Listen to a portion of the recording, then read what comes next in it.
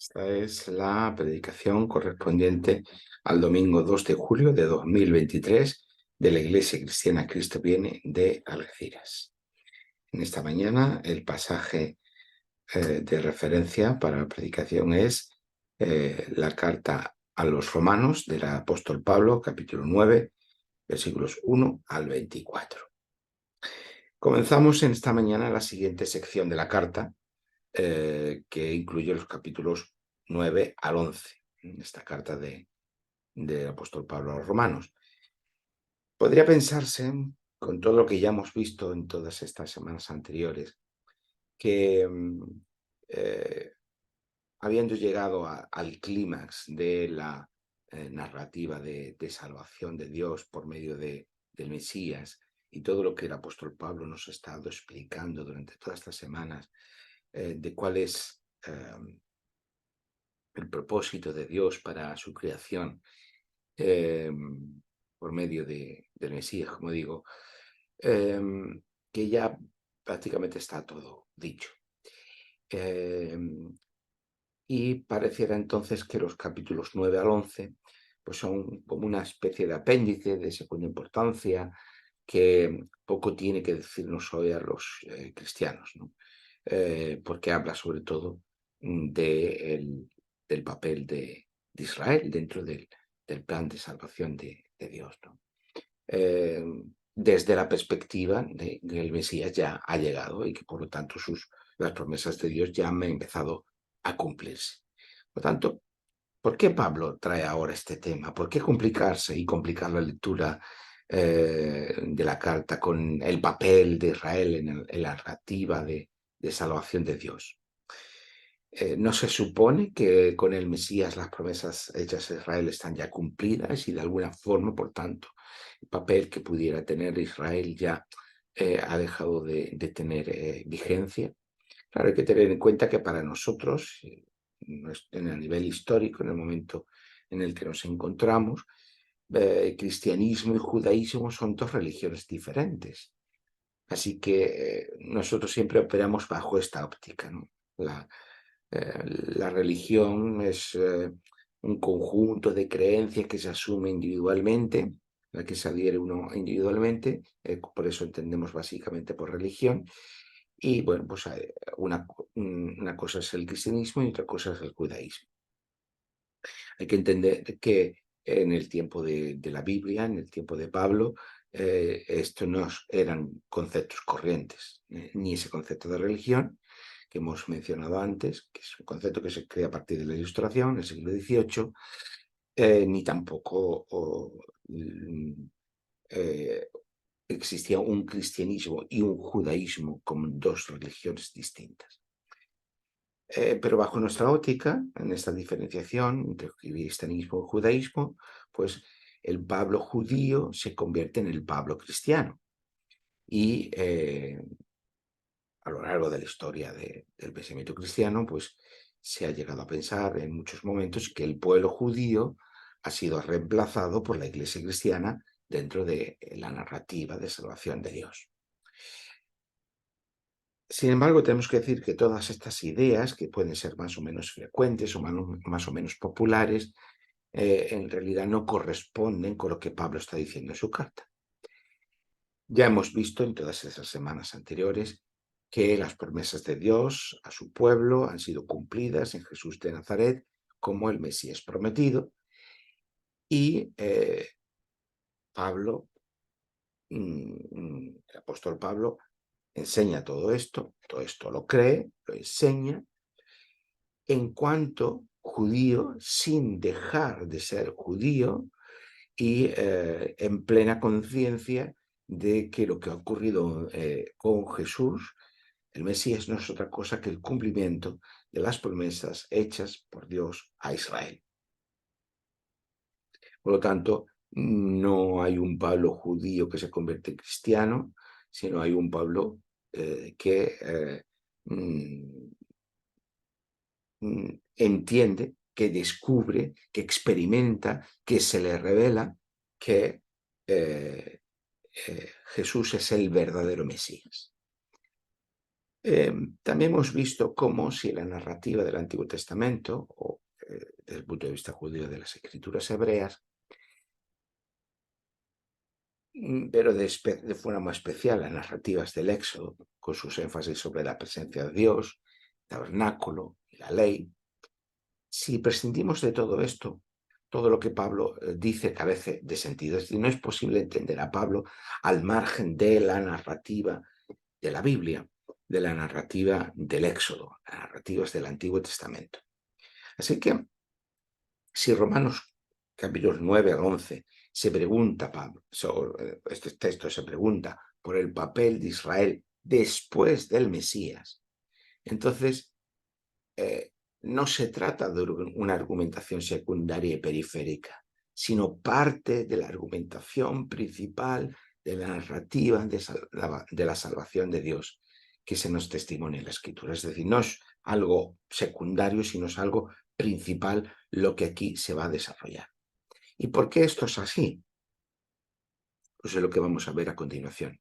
Desde el principio de la carta hemos considerado como Pablo dice que el pueblo judío no tiene ninguna posición de exclusividad ni de superioridad con respecto a los gentiles, a los que no son judíos. Ya sea por la ley o por la circuncisión, no son motivos de orgullo ni de exclusividad ni de superioridad de los judíos respecto a los que no lo son. Que delante de Dios, judíos y gentiles, somos pecadores por igual. Eso es lo que Pablo nos dice y lo que vimos ya en Romanos capítulo 3. También vimos, o no, realmente no lo vimos, pero en el capítulo 4, en Romanos 4, se nos habla de cómo a Abraham se le da la promesa, esa promesa que constituye la base de la narrativa de salvación de Dios, que es en ti, en tu familia, te daré una gran familia y en tu familia, a partir de tu familia, por medio de tu familia, serán benditas todas las naciones de la tierra. De la familia de Abraham va a surgir un pueblo, ese pueblo de Israel que se va a convertir en luz para todas las naciones. Es decir, el testimonio de la salvación que Dios trae para su creación. Pues bien, esa promesa dada por Dios a Abraham se da con anterioridad a la ley y a la circuncisión, es decir, antes de que Dios dé la ley a su pueblo y antes de que se instituya la circuncisión como signo de pertenencia al pueblo de Dios, al pueblo de Israel, ya esa promesa se le da a Abraham. Por lo tanto, la argumentación de Pablo en Romanos, pero también en Gálatas, que la promesa se da antes de la ley y de la circuncisión. De manera que Abraham mostró su fidelidad a Dios no por medio de la ley, que no estaba dada, no por medio de la circuncisión, que todavía se le daría más tarde, sino que muestra su fidelidad a Dios por medio de la fe. Esto es lo que dice Pablo, con independencia y con anterioridad a la ley, de forma manera que la promesa es no solo anterior, sino que es superior, vamos a decirlo de esta forma, a la ley y a la circuncisión. Por tanto, nos convertimos en herederos de las promesas de Dios, no sobre la base de la ley y sobre la base de la circuncisión, sino sobre la base de la promesa y de la fe. Y esto es lo que Pablo está argumentando en el capítulo 4. Pues bien, este hilo de argumentación que tenemos en los capítulos 3 y 4 tienen una continuidad en los capítulos 9 al 11, sin perder de vista todo lo que queda en los capítulos 5 al 8, que es la sección que hemos visto en todas estas semanas anteriores. Por tanto, no debemos perder de vista es esto que Pablo nos está contando en los capítulos 3 y 4 y que tiene continuidad en los capítulos 9 al 11. Hay algo muy importante que frecuentemente nos olvidamos. Si la Biblia está estructurada sobre la base de una narración que va desde Génesis hasta Apocalipsis, muy frecuentemente nos olvidamos de que esa narración tiene como protagonista no a Abraham, no a Isaac, no a Jacob, no a Moisés, no a David. Todos esos son actores secundarios de esta narrativa. o personajes secundarios, sino que el personaje principal de esta narrativa es siempre Dios. Lo que esa narrativa nos está mostrando no es la vida de Abraham, de Isaac, de Jacob, de Moisés, de David, como si tuviera un valor en sí mismo, sino nos está mostrando cómo Dios está actuando y cómo está llevando a cabo el cumplimiento de su promesa por medio de la vida de Abraham, de Isaac, de Jacob, de Moisés, de David, sobre todo del pueblo de Israel y de la iglesia. Lo que se nos narra, en primer lugar, son las acciones de Dios para hacer justicia en su creación, es decir, para ordenar su creación y acabar con la muerte y con el pecado, por medio de la fidelidad al pacto con, con Abraham y con su pueblo Israel, y la fidelidad a la palabra de la promesa, esa promesa dada a Abraham y que después va a ir teniendo un desarrollo y una ampliación en diferentes momentos. Lo que en todo momento está en juego no es como Abraham o Jacob, o puesto el caso cualquiera de nosotros, responde a Dios. Siempre ponemos el foco en que nosotros respondamos o no a Dios, en cómo respondieron Abraham, Isaac, Jacob, Moisés, David. Vale, todo eso tiene un valor, pero no es lo sustancial, no es lo importante. Si cada uno de estos personajes pueden responder a Dios, es porque Dios ha actuado primero. Si nosotros podemos responder a Dios, es porque Dios ha actuado primero. Por lo tanto, la narrativa, lo que en todo momento se está jugando, en cada momento de esa narrativa, en cada recoveco de ese camino narrativo, histórico, es si Dios va a mantener la promesa y va a ser fiel a ella y cómo lo va a hacer en cada caso, incluso cuando las circunstancias históricas sean las históricas sean las más desfavorables. ¿Cómo es que en cada momento Dios se las apaña, vamos a decir de esta forma, Dios se las arregla para hacer que la promesa siga adelante a pesar de que las circunstancias sean desfavorables o se pongan a ello? Pablo se da cuenta en este momento de su carta, eh, nos hace ver que si Dios ha empezado a cumplir sus promesas por medio de Jesús el Mesías, ¿qué pasa entonces si su pueblo, Israel, rechaza al Mesías? Si el pueblo de Israel es indiferente o está rechazando al Mesías y Dios ha empezado a cumplir sus promesas por medio de él, ¿en qué situación se queda su pueblo?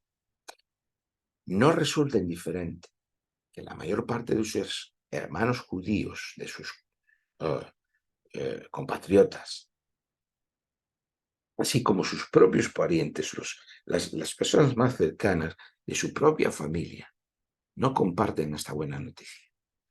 Tenemos que ponernos en ese lugar de Pablo, ¿no? Que él ha hecho el gran descubrimiento de que en Jesús de Nazaret tenemos al verdadero Mesías, el verdadero cumplimiento de las promesas de Dios, pero descubre que cuando está compartiendo esta buena noticia, este evangelio, la mayor parte de sus iguales no comparten este mensaje, están rechazando esta realidad.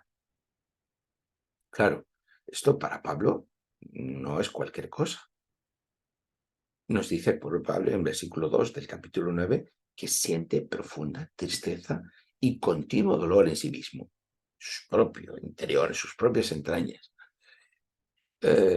porque sus padres, su madre, sus hermanos, sus familia, sus primos, la gente próxima, sus vecinos, la gente con la que él se ha criado, a pesar de su entusiasmo, de su celo,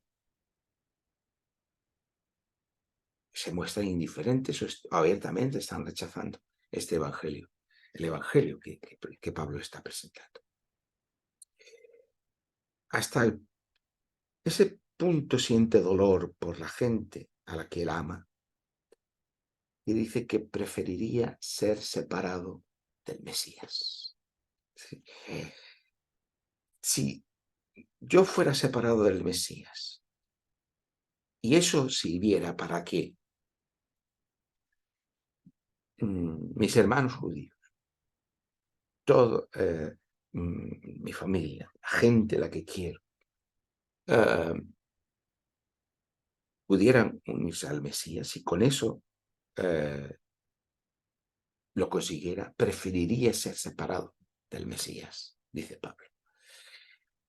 Hasta ese punto llega Pablo, llega el dolor de Pablo, llega también la sensación de abandono, de rechazo.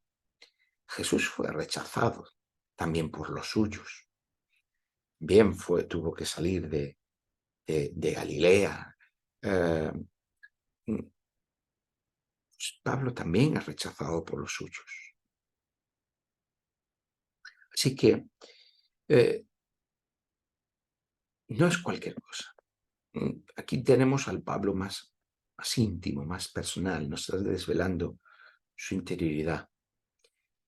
Eso es lo que encontramos en esos versículos 2 y 3. ¿No? Por lo tanto, Pablo se lamenta, lleva un gran pesar porque sus iguales, sus amigos, su familia, está rechazando este evangelio. Ahora, la pregunta es obvia. Si el evangelio, como nos ha dicho Pablo desde el comienzo de la carta, capítulo 1, versículos 3 y 4, tiene que ver con él, con el Mesías, tiene que ver con Jesús, es el Mesías prometido por los profetas y que es sucesor de la casa del rey David. Por lo tanto, Jesús es el rey prometido. Claro, y este es el evangelio, estas son las buenas noticias. Dios ha comenzado a reinar por medio de Jesús el rey. El propio pueblo de Dios al que están destinadas, el que tiene la misión de ser luz a las naciones, es decir, que tiene que llevar este testimonio de salvación de Dios a todas las naciones, que el propio pueblo de Dios rechace esta realidad, este evangelio, obviamente, supone un gran problema. Supone un problema porque el pueblo de Israel está llamado a ser luz a las naciones y llevar el testimonio de este evangelio. De Israel es el pacto de Dios con su pueblo, es la ley dada a Dios por su pueblo, es el templo. Son las promesas hechas por Dios a su pueblo. De Israel viene el Mesías. Sin Israel, nada de esto tendría lugar y por lo tanto carecería por completo del sentido que Jesús sea el Mesías. Por lo tanto, hay algo muy importante entender, que sin Israel Jesús no puede ser el Mesías.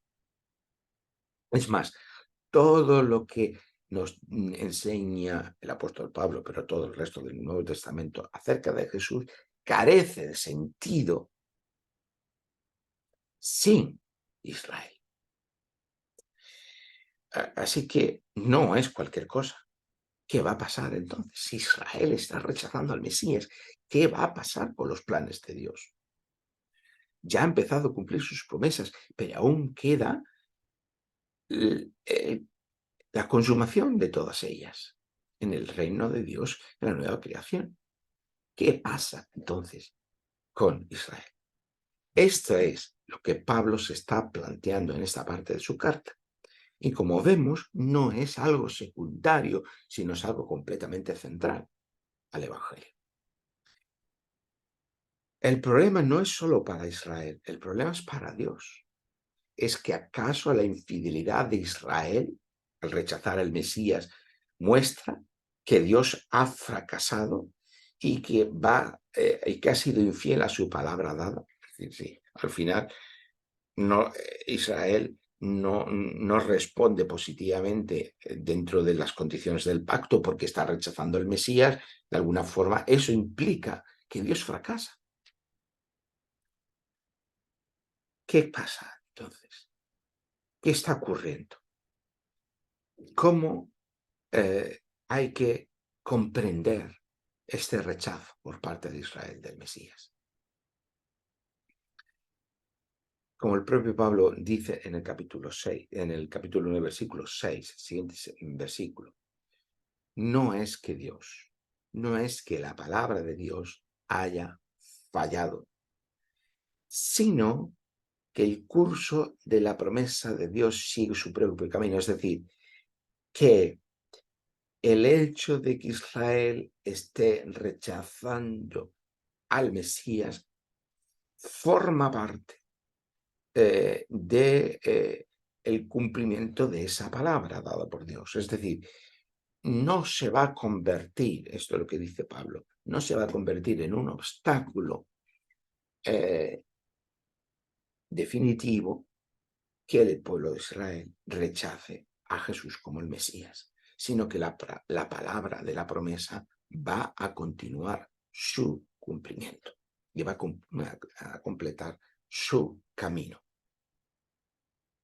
La idea rectora en todo lo que sigue es que la palabra de la promesa de Dios no depende del ser humano, ni de las acciones humanas.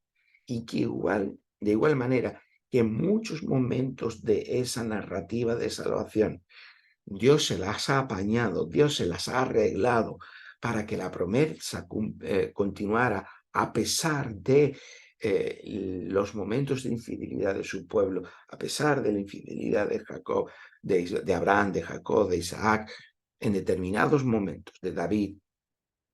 Y la promesa ha continuado en este momento, desde el punto de vista de Pablo, en este momento presente, que Israel está rechazando al Mesías, es un momento más de ese camino. Y eso es lo que Pablo está diciendo. Eso no quiere decir que la infidelidad del pueblo de Israel, nuestra propia infidelidad, no tenga consecuencias. Claro que tuvo consecuencias para Israel en muchos momentos. Y tiene sus consecuencias que Israel rechaza el Mesías, pero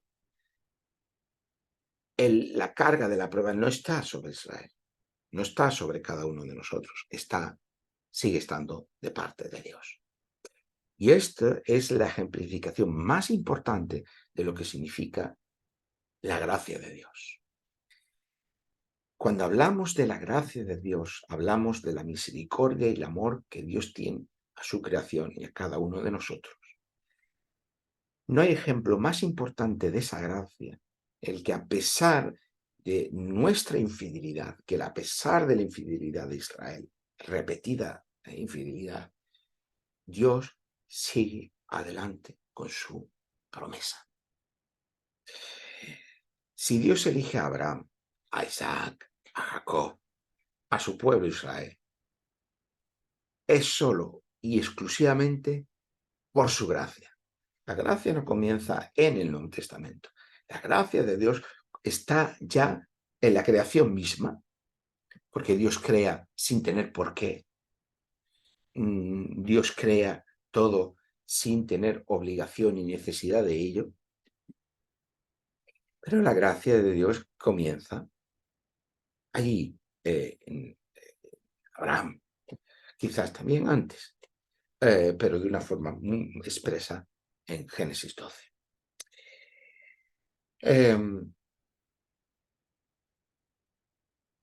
Como digo, si Dios elige a Abraham, a Isaac, a Jacob, es solo exclusivamente por su gracia.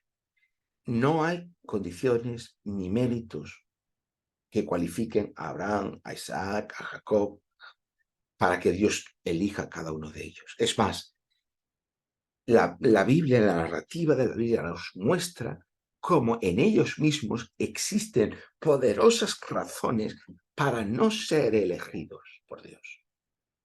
Para no ser elegidos por Dios.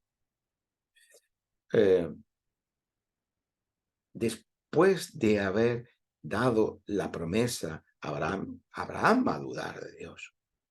Jacob no fue un ejemplo a lo largo de su vida, en la mayor parte de lo que hizo, de cómo trató a sus hijos, de cómo se encaró con Dios, como tantas y tantas y tantas cosas.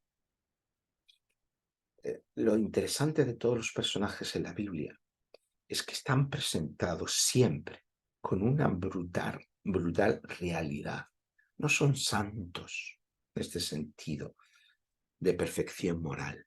No son perfectos moralmente. Son muy, muy imperfectos moralmente, como cada uno de nosotros. Pero la gracia de Dios implica que Dios los ha elegido a pesar de su infidelidad, a pesar de su imperfección moral. No hay condiciones ni méritos para que Dios los haya elegido. Todo lo contrario. Todos ellos muestran claramente signos de infidelidad a Dios, incluso después de la elección. Bueno, ya el propio David, ejemplo, en esta narrativa de salvación, pues hizo cosas atroces. Salomón también, cada uno de los reyes de Israel, la mayor parte de los reyes de Israel también. La gracia de Dios es la que permite que la promesa continúe. Por ello, Pablo tiene en mente, comienza con la narrativa de los patriarcas de Israel. Y recuerda, en versículo 7 del capítulo 9, cómo la promesa viene por parte de los hijos de Abraham.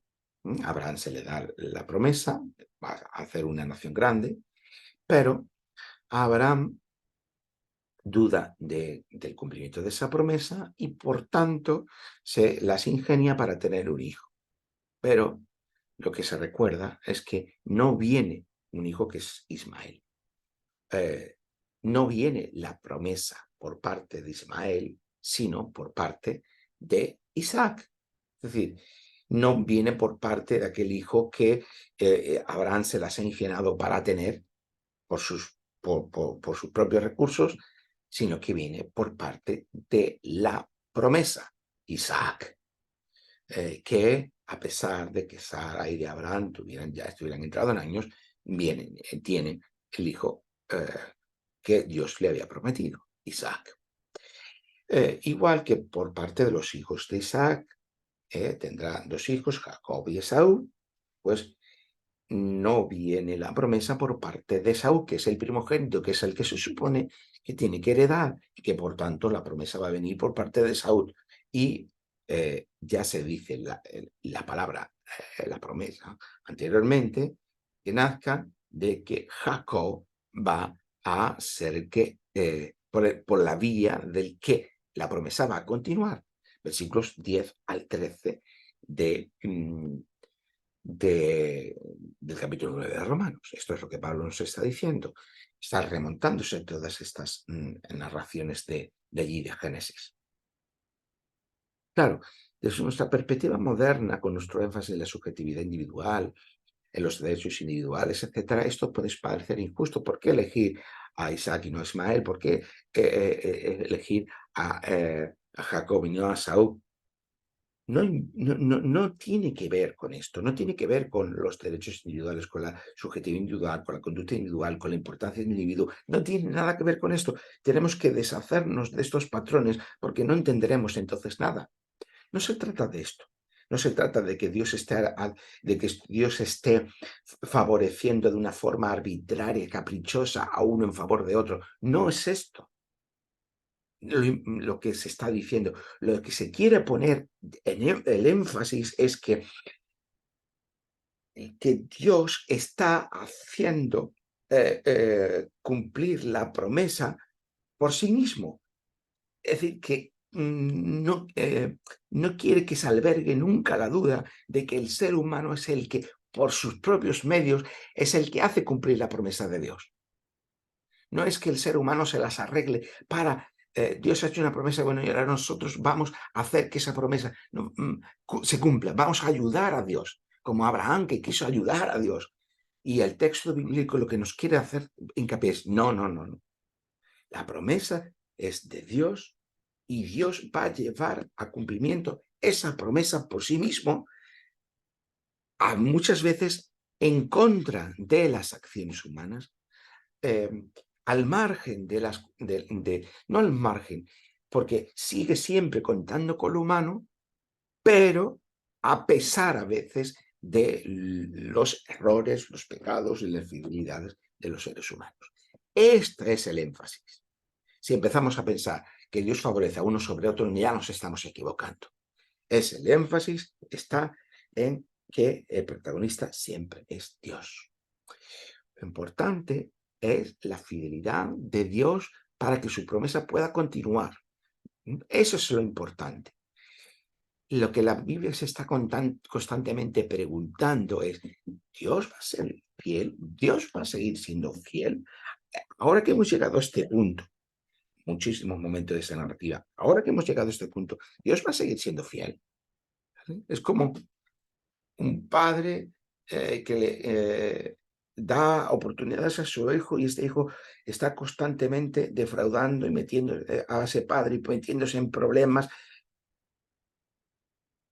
Y ese padre va a seguir estando ahí y va a seguir ayudando y va a seguir haciendo que, encauzando la vida de ese hijo, y una y otra vez, y una y otra vez, y una y otra vez. Esta es un poco la analogía. Lo importante es la fidelidad de Dios para que su promesa pueda continuar. Y para ello es necesario que quede claro que en cada momento de la narrativa de la salvación, lo que pesa más siempre es la acción de Dios y no la acción humana. Por eso, Isaac nace de una Sara y un Abraham entrado en años. Jacob no es el primogénito y no se esperaba que fuera el heredero principal de la familia de Isaac. Incluso antes de que el ser humano pueda ni tan siquiera actuar bien o mal, por parte de Jacob o parte de Saúl, antes de su nacimiento, el propósito de Dios actúa por adelantado. Ya se está anunciando que la promesa va a continuar por el camino más inesperado. Versículos 11 al 13 de Romanos, que antes hemos citado y que ahora leemos. En efecto, cuando aún no habían nacido, se refiere a Jacob y a Esaú, y por tanto no habían hecho nada, ni bueno ni malo, para que conste que la decisión divina es pura elección y no depende del comportamiento humano, sino de la llamada divina. Se dijo a Rebeca, el mayor seduirá al menor. Lo que está en conformidad con la escritura, amé a Jacob más que a Esaú. El mayor será al menor, está citando un pasaje de Génesis, y esta conformidad con la escritura que dice amé a Jacob más que a Esaú es una cita parcial del profeta Malaquías, capítulo 1, versículos 2 al 3. En Malaquías, en el contexto en el que se está hablando en este texto, se quiere poner de manifiesto que la elección de Dios de Jacob sobre Esaú tiene un propósito claro, y la tenemos en el versículo 5 del capítulo 1 del profeta Malaquías. Cuando lo veáis con vuestros propios ojos, diréis, el Señor muestra su grandeza aún más allá de las fronteras de Israel. Es decir, esa prevalencia de que la promesa continúe por la vía de Jacob y no la de Esaú, pone de manifiesto que Dios sigue manteniendo su promesa de alcanzar a todas las naciones, de que Israel sea testimonio, sea luz a todas las naciones. Por tanto, dice el Señor, muestra su grandeza aún más allá de las fronteras de Israel. Está llegando ese testimonio de Dios, de lo que Dios está haciendo, de lo que Dios va a traer a toda su creación, a todo el universo, más allá de Israel. Todo lo que ocurre con Israel sirve para que esa promesa de Dios llegue más allá de Israel. Y esto es lo que Pablo está argumentando. Todo lo que está ocurriendo, todo lo que está ocurriendo en la narrativa de Israel, no es para conferir a Israel una posición de superioridad, no es para que Israel se sienta orgulloso porque es depositario de la ley, porque guarda la circuncisión. Esto es lo que Pablo está diciendo en Romanos 3. No es para esto, es para que Israel se convierta no en medio de salvación, sino en testimonio de la salvación. todo está destinado a cumplir la promesa a Abraham de ser de bendición a todas las naciones. Es decir, la elección del pueblo de Israel no constituye un motivo de superioridad, sino de servicio. Todo lo que ocurre en la narrativa de salvación es para que el Evangelio se dé a conocer a todas las naciones. No obstante, incluso para el propio Pablo emerge la inevitable pregunta. ¿Quiere decir esto que Dios es injusto? Versículo 14. Es decir, ¿hay algún tipo de arbitrariedad en Dios? Elige a uno en favor de otro. Y Pablo responde, de ninguna manera. ¿Por qué? Porque la respuesta ya nos ha dado antes, citando a Malaquías. Todos los giros de la narrativa de salvación están al servicio de cumplir con el propósito de Dios. Por lo tanto, no se trata de subjetividad individual, no se trata de derechos individuales, no se trata de poner el foco ahí, se trata de que la promesa de Dios por medio de Israel y más allá de Israel llegue a todas las naciones. Pablo, una vez que pasa por la narrativa de los patriarcas, sigue la narrativa del Éxodo. Y ahora cita Éxodo 33, 19, en el versículo 15, cuyo contexto tiene que ver cuando Moisés pide a Dios que su presencia los acompañe hasta que lleguen a la tierra prometida, y Dios le concede esa experiencia indirecta de dicha presencia donde aparece, quiere ver la presencia de Dios, y Dios dice, no te voy a mostrar mi gloria, ponte aquí en la peña, vas a ver mi espalda, es decir, va a tener una experiencia indirecta de esa presencia de Dios, no una forma plena. Básicamente es lo que está diciendo. Y en ese contexto, Dios le dice a Moisés que su misericordia es completamente gratuita, que no hay nada que albergue él ni el pueblo de Israel sí mismo para que se haga acreedor o merecedor de que la presencia de Dios esté con él o con Israel. Que Dios tiene misericordia de quien él quiere. Volvemos otra vez aquí. No se trata de una arbitrariedad, se trata de poner el foco en la gracia y la misericordia de Dios completamente incondicionada, sin que rijan condiciones ni méritos para ser merecedores de esa gracia. Por lo tanto, si el pueblo de Israel experimenta la presencia de Dios, es por pura gracia, por pura misericordia de Dios. Por eso en Romanos, el versículo 16 y siguientes versículos, se vuelve a dar énfasis a la absoluta independencia de Dios respecto a la acción y la voluntad humana. Versículo 16. Así que no depende del que quiere ni del que corre, sino de Dios que tiene misericordia. No depende de nuestra voluntad, de nuestra acción, sino de la misericordia y de la gracia de Dios. Y a continuación Pablo cita Éxodo capítulo 9, versículo 16, donde Dios dice a Faraón que su negativa no es ningún caso un obstáculo para los planes de Dios. Ya conocemos la narrativa, Faraón se niega a que Israel salga porque pierde un pueblo de esclavos y se niega a eso. Y de una forma repetida está siendo obstáculo para el cumplimiento de la narrativa de salvación de Dios. Pues bien, Pablo está citando este caso, esta parte de la narrativa en Éxodo 9:16, para mostrar que ni tan siquiera esa negativa fue un obstáculo para el cumplimiento de la promesa de Dios, sino que Dios se sirve de esa negativa para dar cumplimiento precisamente a la promesa.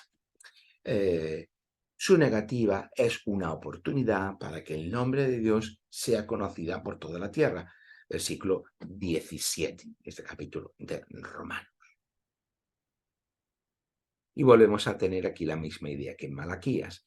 Nada es arbitrario ni dependiente de la acción, exclusivamente de la acción humana, sino del propósito original de Dios, de darse a conocer a todas las naciones. Por lo tanto, cuando hay momentos en el que el ser humano, ya sea Faraón, sea Egipto, sea Israel, sea cualquier otra nación, sea cualquier otro personaje que aparentemente se está oponiendo, está haciendo obstáculos para los planes de Dios, en sí mismo ese obstáculo es el medio por el que la promesa continúa.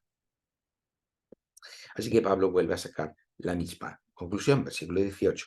La misericordia de Dios está por encima de la voluntad humana. La objeción que presenta ahora Pablo es que en ese caso, entonces, si la prioridad siempre parte de Dios, incluso en cuando el ser humano actúa infielmente a Dios o se opone a Dios, Dios va a cumplir por medio de esa oposición su propósito. ¿Cómo es entonces posible que el ser humano pueda ser responsable por sus acciones? Si el propósito y la misericordia de Dios es independiente de la voluntad humana, incluso la redirige, entonces el ser humano no puede ser considerado responsable por sí mismo, ¿no? por su voluntad o por su acción.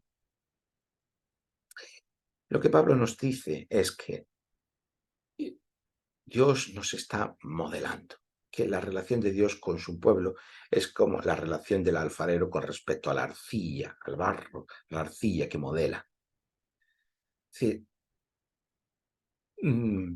la arcilla no puede modelar al alfarero, sino es lo contrario, el alfarero es el que modela la arcilla. Por lo tanto, lo que está diciendo aquí Pablo es que Dios está trabajando con su pueblo constantemente, igual que trabaja con cada uno de nosotros. Cada una de las experiencias que Israel ha tenido que ir afrontando a lo largo de su historia son parte de este modelaje de Dios para cumplir su propósito, para cumplir su promesa. Siempre hay un mismo propósito que pasa por el pueblo de Dios. Y ahora, en este momento, es un pueblo que no está formado única y exclusivamente por los judíos, étnicamente hablando, sino por la unión de los gentiles al pueblo de Dios. Es decir, ya el pueblo de Dios no es solo Israel, ahora es Israel y la iglesia. Es la entrada de los gentiles en el pueblo de Dios. No ya por la vía de la circuncisión, no ya por la vía de la ley, sino por la vía de la fe en el Mesías.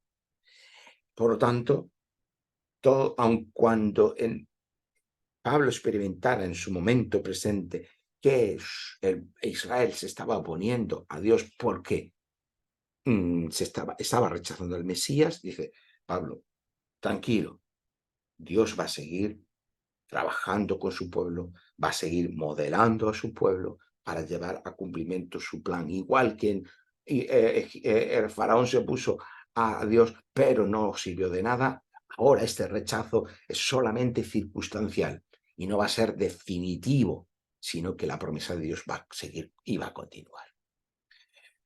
Versículo 24. Esos a quienes Dios llamó somos nosotros, no solo entre los judíos, sino también entre los gentiles. Ahora bien, con eso ya queda sentado la base del hilo narrativo de Romanos 10 y 11. Pero la negativa de los judíos a aceptar a Jesús como Mesías no quiere decir que Dios falte o que Dios fracase en su promesa. No es que el pueblo de Israel haya rechazado al Mesías y por tanto Dios rechace a su pueblo y por tanto Dios rechace su promesa. En ningún caso, de ninguna manera. Dios va a seguir cumpliendo su promesa por medio de su pueblo. Lo único que su pueblo ahora va a incluir a los gentiles. Va a incluir a todos aquellos que acepten a Jesús por medio de la fe como el Mesías. Por lo tanto, la negativa de los judíos a aceptar a Jesús como el Mesías es la oportunidad para que precisamente esa promesa pueda llegar a cumplirse por completo, igual que ha hecho anteriormente, a lo largo de toda la narrativa. Esa promesa que se ha ido cumpliendo sobre la base de la gracia y la misericordia de Dios es la misma que cuando los seres humanos se oponen a ella y lo único que hacen es proveer los medios para que siga cumpliéndose. Eso es lo que está pasando con Israel, está diciendo Pablo. La negativa de Israel es una oportunidad para que los gentiles se incorporen al único pueblo de Dios. Esto es lo que Pablo está diciendo, que la negativa de Israel sirve para que los gentiles se incorporen al pueblo de Dios y el pueblo de Dios se haga más grande. ¿Significa esto que Israel ha sido rechazado o reemplazado? Esta va a ser la siguiente pregunta que nos vamos a plantear en las siguientes semanas.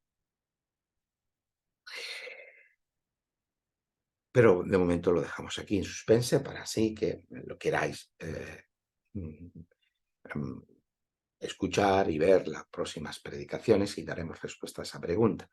Ya hemos adelantado algo, pero la trataremos en profundidad. Lo que hemos considerado en esta mañana, y con esto terminamos, nos deja una gran lección. La fidelidad de Dios no depende de nuestra infidelidad o fidelidad. Es decir, Dios no va a ser más fiel o menos fiel porque nosotros seamos infieles o fieles a Él. Obviamente, si somos infieles, eso tiene unas consecuencias, pero lo decisivo nunca va a ser eso en los planes de Dios. Lo decisivo es que Dios siempre va a cumplir su promesa, aunque nosotros seamos infieles. Y esto es algo muy importante y muy liberador, porque cuando ponemos el foco en que nosotros tenemos que ser fieles y todo depende de eso, entonces siempre estaremos en la duda de que si hemos sido los fieles o no, o si somos infieles, entonces, ¿qué pasa? El énfasis siempre debe estar del lado de Dios y no del nuestro. Y precisamente esa liberación nos va a permitir ser más fieles a Dios que si el foco está puesto en nosotros, que en nuestra propia fidelidad. Si leemos lo que ocurre actualmente en el mundo, no como un obstáculo para el reino de Dios y su nueva creación, sino como una oportunidad para su realización, quizá seamos capaces de comprender toda una nueva luz. A veces pensamos, hay que ver lo mal que está el mundo, los grandes problemas que hay en el mundo, de desigualdades, de guerra, de hambre, de muerte, etcétera, etcétera. Qué lejos está el reino de Dios de todo esto.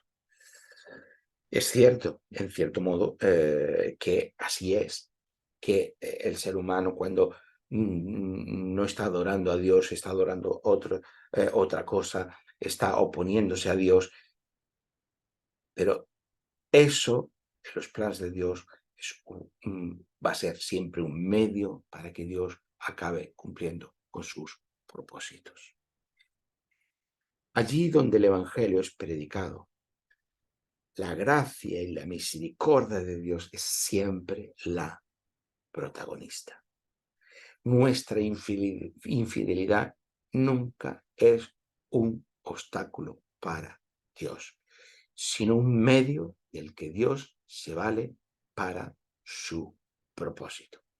El pueblo de Dios no es medio de salvación, sino testimonio de la salvación de Dios.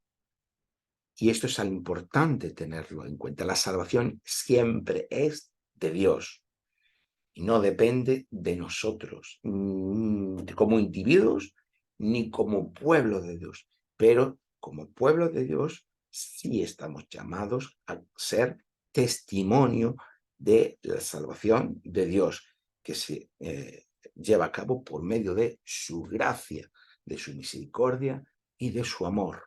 Y a la que accedemos por medio de la fe a Jesús, Mesías, crucificado y resucitado. Así que, como pueblo de Dios, debemos encarnar socialmente, corporativamente, como pueblo, este testimonio de la salvación de Dios, tanto de palabra cómo, de hecho, todo lo que digamos y lo que hagamos, a veces incluso en nuestra propia infidelidad, es testimonio, y Dios va a usarlo como testimonio para, de salvación. Así que seamos conscientes de eso, de como pueblo de Dios encarnamos socialmente ese testimonio de la salvación de Dios. Eh, lo dejamos aquí por hoy. Vamos a invitar a seguir escuchando las próximas predicaciones que nos van a permitir reflexionar del papel de Israel y de la Iglesia en la narrativa de salvación de Dios. Y también vamos a reflexionar la próxima semana qué significa que la Iglesia forma parte del único pueblo de Dios. Dejamos aquí por hoy. Que el Señor os bendiga a todos.